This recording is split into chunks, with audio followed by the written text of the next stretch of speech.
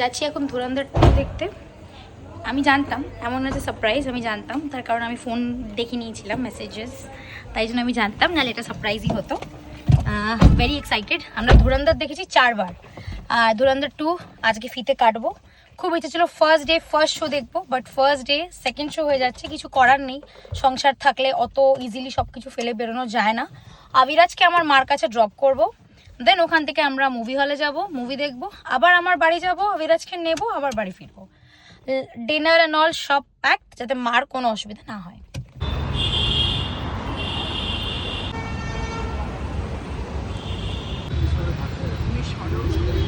Oh, sorry. No, it's okay.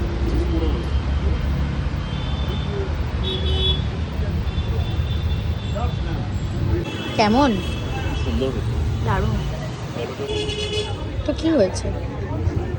We have reached and we are very excited for the মুভিটা already 15 minutes let start হয়েছে।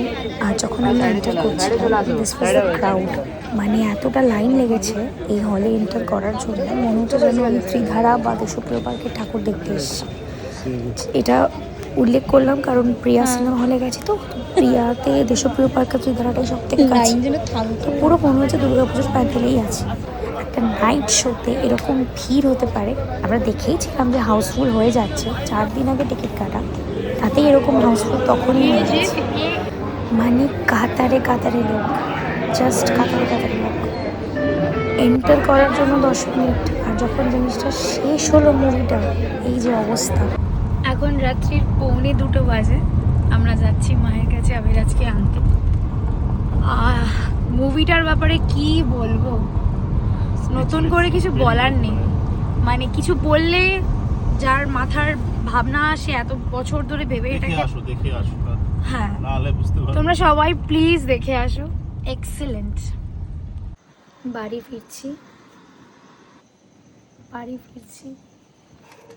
পুরো drain হয়ে গেছি, এত লম্বা মুভি। আবিরাজকে পিক করে নিয়েছি, আমরা আর কিছু খাবো না, ওখানে যা খেয়েছি আর কোনো খাওয়ার জায়গা নেই। Thanks for watching.